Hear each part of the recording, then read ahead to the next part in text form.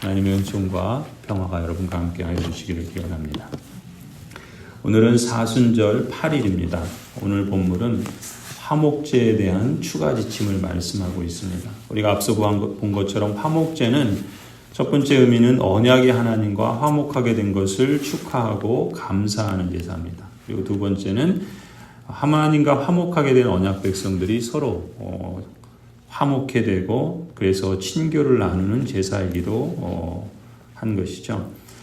오늘 본문을 보면은 이 화목제에 대한 추가 지침을 말씀해 주고 계시는데 이 화목제물을 드리는 경우는 세 가지로 소개되고 있습니다. 첫 번째는 감사를 표현할 때고 또 기도하면서 서원한 일이 있을 때 서원을 했을 때 그것에 대해서 또 화목제물을 드리고 또 자원해서 또 드릴 때 화목제물을 드렸습니다. 그래서 12절 보면은 누구든지 감사의 뜻으로 화목제사를 드리려면 하고 있죠.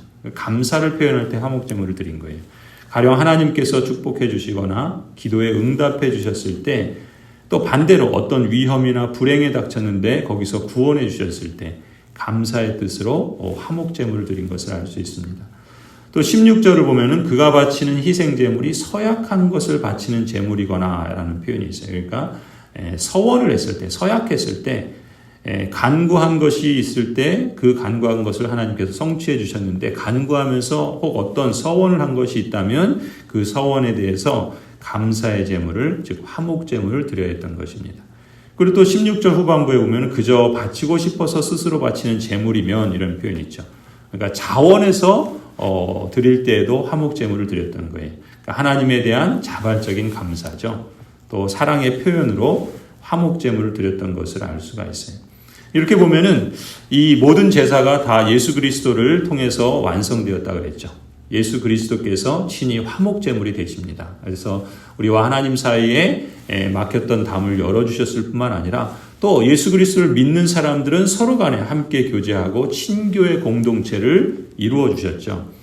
이처럼 예수 그리스도께서 친히 화목제물이 되셔서 당신의 죽음으로 이토록 값비싼 희생을 치루어 주신 사실을 성도로서 우리가 깨달았을 때 우리 자신도 하나님께 자원하며 감사함으로 서원하고 드리는 것이야말로 하나님의 은혜를 찬송하고 감사하는 것이 아니겠습니까? 또 참으로 우리의 인생을 그리스도께서 그토록 값진 희생으로 구원해 주신 것처럼 우리는 이러한 감사의 삶과 감사의 고백과 감사의 제물로 또 우리 인생을 가장 값지게 하는 선택이라 볼 수가 있을 겁니다. 또 계속해서 12절 아래를 보면은 감사의 뜻으로 드리는 화목제물의 경우, 그러니까 이제 세 가지 경우 중에 이 감사의 의미로 화목제물을 드리는 경우, 이 화목제물의 종류에는 어떤 것이냐면은 12절에 보면은 누룩을 넣지 않은 과자들, 누룩을 넣지 않고 기름으로 반죽한 과자든 또 기름만 발라서 만든 과자든 또 고운 밀가루로 기름으로 반죽하여 만든 과자든 누룩을 넣지 않은 과자를 드리라 라고 말씀하고 있어요. 이거는 다른 제사를 드릴 때도 누룩을 넣지 않도록 하죠. 근데 또 특이할 만한 점은 13절을 보면은 이 화목제물의 경우에는 누룩을 넣어 만든 빵도 바칠 수 있도록 허락해 주시는 걸 볼 수 있어요. 그리고 15절에는 고기도 화목제사에서 감사의 제물로 바치는 것을 말씀하고 있죠. 그러니까 이 화목제물의 경우에는 다양한 제물들을 하나님께 드릴 수 있어요. 그럼 왜 이토록 다양하고 풍성한 제물을 화목제물로 드리도록 하신 것인가? 그 의도는 하나님께서 베푸신 여러 가지 은혜에 대해서 성도로서 이처럼 풍성한 감사를 드릴 수 있어야 한다는 것을 교훈하는 것이죠. 은혜가 넘치는 곳에 감사가 넘치죠. 또 감사가 넘치는 곳에 하나님의 역사를 계속해서 풍성하게 채워주시는 분이 우리 하나님 아버지신 줄을 믿습니다. 또 감사의 방법도 보면은 14절에 준비된 여러 가지 과자와 빵 가운데서 각각 한 개씩을 골라서 주님께 높이 들어 올려서 바쳐야 한다. 이게 거제죠. 제물을 높이 들어 올려서 바치는 방식, 거제라고 그럽니다. 그럼 왜 이 하나님께 감사의 제물을 드리는데 그 많은 제물들 가운데 하나씩 골라서 거제로 하나님께 올려드리라 말씀하시는 건가? 여기에 담긴 교훈을 우리가 찾자면 그러니까 하나님께서 우리에게 주신 은혜가 있다는 거죠. 그랬을 때 우리 각자에게 주신 우리 자신에게 임한 하나님의 은혜를 하나씩 하나씩 기억하면서 하나씩 구체적으로 하나님께 감사를 드리는 것이 합당하다라는 그러한 교훈이라고 볼 수 있어요. 우리가 자주 부르는 찬송 중에 439장이죠. 받은 복을 세어보라. 주의 크신 복을 너가 알리라. 이런 찬송이 있지 않습니까? 근데 어떤 경우를 말합니까? 그 가사를 보면은 세상의 모든 풍파가 너를 흔들어서 약한 마음 낙심하게 될 때 하나님이 주신 복을 세어보아라 그러잖아요. 내려주신 주의 복을 세어라.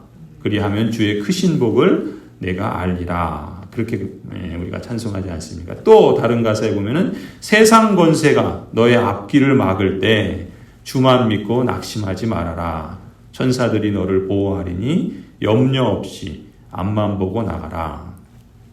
받은 복을 세워보며 그 하나하나 주의 크신 복을 내가 알게 되리라. 이러한 찬송처럼 하나님께서 우리에게 베푸신 그 은혜들을 우리가 하나씩 세워보고 또 되새겨볼 때 하나님께서 우리에게 주신 복을 우리가 기억하며 여러 풍파나 흔들림 가운데 낙심하는 상황 속에서 하나님이 지금도 살아계시고 역사하신다는 것을 우리가 기억할 뿐만 아니라 또 그러한 권세들의 앞이 막히는 것 같을지라도 하나님께서 또 전사들을 통해 보호하실 뿐만 아니라 앞으로 나아갈 수 있도록 역사해 주신다는 것이죠. 그러한 맥락을 우리는 이 화목제물의 그 거제와 또 하나씩 세워보는 그 방법을 통해서도 헤아려 볼 수 있다 봅니다.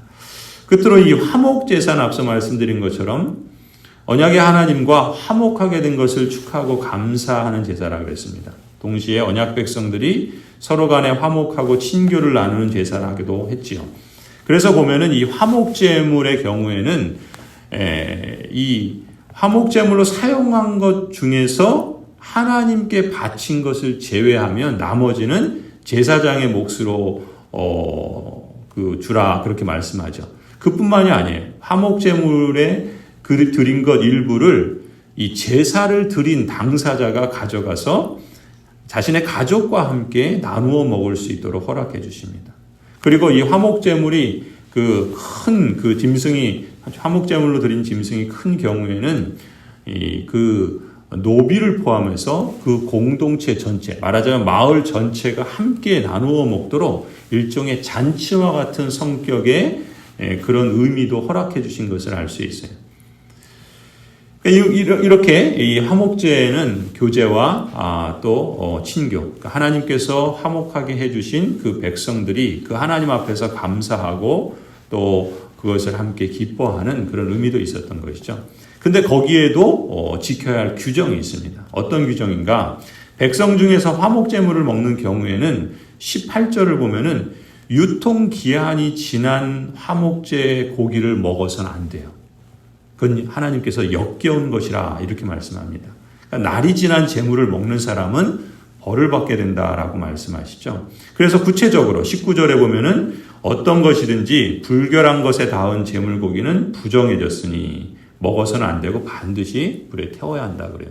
우리가 이 제사의 원리 가운데 중요한 것이 뭐라고 그랬습니까? 이 거룩한 것을 가까이 하면 거룩해지고 부정한 것을 가까이 하면 부정해진다라고 그랬잖아요. 19절이 그런 거고 또 20절도 마찬가지입니다. 부정한 사람이 그러니까 재물이 부정한 것에 가까이 하면 그거 태워버려야 돼요. 그 다음에 사람이 또 부정한 사람인 경우에는 또 역시 마찬가지입니다. 그래서 심지어 뭐라고 그러냐면 20절에 부정한 사람이 화목제물의 고기를 먹어서는 안 된다. 그럴 경우에 그 사람은 언약 백성에서 끊어치라는 거예요. 그러니까 언약 백성 밖에서 내치라는 겁니다. 징계하라는 거예요. 그리고 공동체에 들이지 말라라는 것입니다. 21절도 마찬가지. 부정한 것과 접촉한 사람이 화목제물을 먹는 경우 그 사람도 언약 백성으로부터 끊어질 것이라 라고 말씀하세요. 그러니까 하나님께서 이 거룩은 뭐라고 그랬습니까? 하나님께 구별된 거라고 그랬어요. 그런데 그것의 반대로 그러니까 하나님의 언약 백성들이 가까이 해야 되는데 부정한 것을 가까이 하고 또 부정한 사람이 되었을 때는 반드시 거기서 그것을 태워버리든지 가까이 해서는 안 되든지 또 거기서 정결 예식을 해야 돼요. 그러지 않은 경우에는 끊어버리라는 것입니다. 가까이 하지 말라라는 거예요. 그러니까 우리가 이 세상에서 뭐 이단이나 부정한 이런 사람들은 그냥 가까이 하지 않는 게 좋습니다. 아예 그냥 끊어버리세요. 그리고 교회 공동체 안에 들여서는 안 됩니다. 그것은 하나님 보시기에 가증한 것이고 하나님께서 그 사람을 저주하실 뿐만 아니라 그 공동체에게도 결국 해악을 가져다 주실 것입니다.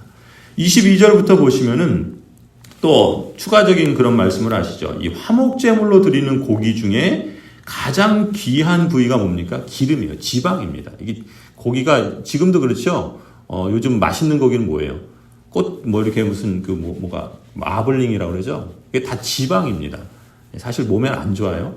근데 이 가장 고기 중에서 가장 귀한 부위가 이제 기름인데 그건 누구에게 드려요? 여호와께 드리라 말씀하세요. 그리고 그것은 어느 누구도 먹어서는 안 되고 그 번제로 다 태워서 하나님께 향기로 올려드리는 제사로 바쳤습니다. 그런데 25절에 보면은 이렇게 나 주에게 제물로 삼아 바친 동물의 기름기를 먹는 사람이 있다는 거죠. 그런 사람은 누구든지 언약 백성에서 끊어지게 해야 된다. 그러니까 하나님께 드려야 될 것을 오히려 그것을 먹는 사람은 언약 백성에서 끊어지게 해야 된다. 이렇게 말씀하시고 또 한 가지 더 규정이 있죠. 26절, 27절 보면은 피를 먹지 말라는 거예요. 새 피든지 짐승의 피든지 어떤 피든지 먹어서는 안 된다. 어떤 피든지 먹는 사람은 언약 백성에서 끊어지게 해야 된다라고 경고를 하십니다. 이런 말씀들은 왜 주시는 겁니까? 지금 이 제사는 다 뭐예요? 하나님을 영화롭게 하고 또 하나님을 가까이 하고 또 그것이 언약 백성에게는 복이요, 감사요, 또 그 하나님의 복을 누리고 나누는 것이잖아요. 그런데 이러한 규정들을 지키지 않는다는 것은 물론 지금은 이제 이러한 그 의식법은 다 예수 그리스도 안에서 완성됐기 때문에 더 이상 이런 의식법을 지킬 필요는 없습니다. 그러나 이 말씀을 통해서 하나님께서 우리에게 교훈하시는 내용들이 있죠. 가령 이런 거예요. 하나님께서 축복의 기회를 주셨는데 그 축복의 기회도 불순종과 만나면 그게 복이 아니라 재앙이 될 수 있다는 것이죠. 하나님이 주시는 축복의 기회를 진짜 복으로 누리는 사람은 깨끗한 사람이라는 거예요. 깨끗한 사람은 뭡니까? 오늘 우리가 찬송한 것처럼 예수 그리스도의 피로 정결케 된 사람이고 그 그리스도를 가까이 하고 하나님을 가까이 하는 사람이 바로 깨끗게 된 사람 아니겠습니까? 사람이 바로 하나님이 주시는 그 축복의 기회를 진짜 복으로 누리는 사람인 줄 믿습니다. 그래서 우리가 이 땅을 살아가면서 예배의 자리에서뿐만 아니라 우리가 앞서도 보한 것처럼 일상의 삶의 자리가 곧 하나님을 가까이 하는 자리요, 또 하나님을 인정하는 자리요, 또 하나님과 동행하는 그런 삶의 자리가 되어야 된다. 그런 말씀을 드렸죠. 우리가 이 사순절을 보내고 있습니다. 그러면서 이 다른 때도 늘 그래야 되지만 이 기간을 통해서 우리는 말씀으로 내 마음의 성전을 재건축해야 하고 또 릴레이 기도로 교회 또 성전을 예배당을 재건축하고 또 사랑의 밤 구제 헌금으로 이웃을 향한 성전을 재건축하는 일들을 우리가 진행하고 있습니다. 이 일들에 함께 동참하는 것도 우리가 하나님을 가까이 하는 하나의 방식이라 할 수 있겠죠. 이처럼 하나님과의 올바른 관계 속에서 자신을 돌아보고 또 선을 행하며 하나님을 가까이 할 때 하나님께서 주시는 은총과 평강의 복이 여러분에게 더욱 넘치도록 부어주시기를 간절히 축원합니다.